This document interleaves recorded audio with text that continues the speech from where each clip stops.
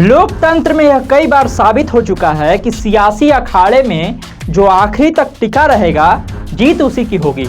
शायद यही कारण है कि जब जब इसकी परीक्षा होती है हर वार को आखिरी वार बनाने की चेष्टा राजनीति में आम नजारा होती है।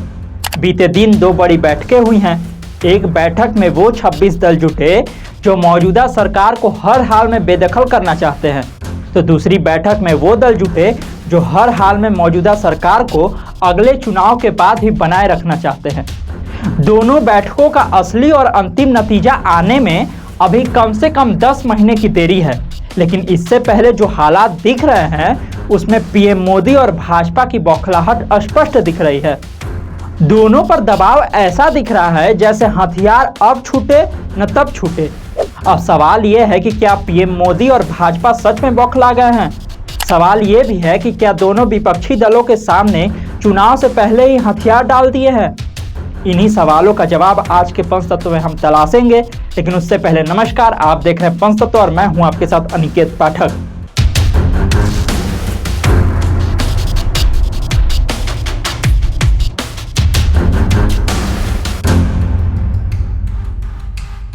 बेंगलुरु और दिल्ली की दो बैठकों ने ऐसा माहौल बना दिया है कि दोनों ओर के समर्थकों को कई दिनों तक सोशल मीडिया पर अपने विचार लिखने, बोलने और सुनाने का कंटेंट दे दिया है। कोई इन बैठकों को 2024 के लोकसभा चुनाव की तैयारी का स्टेज मान रहा था, तो कुछ ने अपने अपने हिसाब से आगे के राउंड के लिए अपने अपने विजेता चुन लिए। दरअसल बेंगलुरु में हुई विपक्षी दलों की बैठक का कोई लाभ होगा या नहीं, यह अभी तो नहीं कह सकते हैं, लेकिन इतना जरूर कह सकते हैं कि भाजपा बौखला गई है। भाजपा के चाणक्य और चंद्रगुप्त दोनों इतना जरूर मान लिए हैं कि जीते कोई भी युद्ध महाभारत से कम नहीं होगा। भाजपा की बौखलाहट प्रधानमंत्री मोदी के उस भाषण में भी दिखती है जिसमें वो उद्घाटन तो पोर्ट ब्लेयर के नए टर्मिनल का कर रहे थे, लेकिन उनकी जुबान और जहन से बेंगलुरु की बैठक हट नहीं रही थी।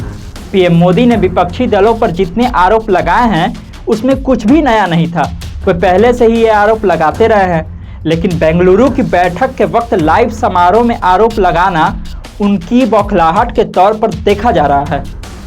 अब बात करें भाजपा के बौखलाहट की, तो वो भी अब खुल के सामने आ चुकी है। भारतीय लोकतंत्र में पूर्ण बहुमत की सरकारें बीते जमाने की बात हो चुकी थी, लेकिन नरेंद्र मोदी और अमित शाह की अगुवाई में भाजपा ने उस कॉन्सेप्ट को वापस ला दिया। भाजपा ने लगातार 2 बार पूर्ण बहुमत की सरकार बनाई। साथ ही भाजपा ये भी कहते रहे कि पूर्ण बहुमत की सरकार होने के कारण देश के हित के लिए फैसले लेने में सहूलियत हुई है। साथ ही भाजपा नेताओं का ये भी दावा रहा है कि पूर्ण बहुमत की सरकार होने के कारण ही विदेशों में भी भारत का मान बढ़ा है। लेकिन पूर्ण बहुमत यानी अकेली पार्टी की सरकार का दावा करते करते भाजपा विपक्षी दलों के ग्राउंड में आकर कई दलों को एक फोटो फ्रेम में फिक्स करने की कोशिश में जुट गई है। विपक्षी दलों से बड़ा गठबंधन बनाने की कोशिश में भाजपा के नेता ये भूल रहे हैं कि प्रधानमंत्री रहते अटल बिहारी वाजपेयी ने कई बार कहा था कि कई काम वे जो करना चाहते हैं गठबंधन धर्म के कारण नहीं कर पा रहे हैं। साथ ही गठबंधन के टीस कांग्रेसी प्रधानमंत्री मनमोहन सिंह की जुबान से भी कुछ यूं ही निकली थी कि हजारों जवाब से अच्छी है मेरी खामोशी, न जाने कितने सवालों का आबरू रखी। भाजपा के लिए आने वाले चुनाव में चुनौतियां भी कम नहीं हैं।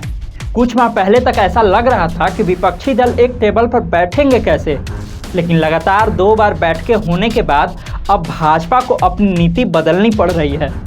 नरेंद्र मोदी के तथाकथित करिश्माई व्यक्तित्व के भरोसे से अलग हटकर छोटे छोटे क्षेत्रीय दलों की फोटो अपने फ्रेम में एडजस्ट करने की कोशिश तो शुरू हो ही चुकी है। 2024 के लिए भाजपा को नया मुद्दा भी अभी तलाशना शेष है। 2014 में भाजपा की जीत के पीछे कांग्रेस की एंटी इनकम्बेंसी को कारण माना गया, तो 2019 में राष्ट्रवाद की प्रचंड लहर ने भाजपा को जीत के किनारे पर लगा दिया। लेकिन अब 2024 में एंटी इनकम्बेंसी भी भाजपा के साथ है और राष्ट्रवाद की प्रचंड लहर भी पुरानी पड़ चुकी है। इस तरह की खबरों को देखने के लिए आप देखते रहिए पंचतत्व। धन्यवाद।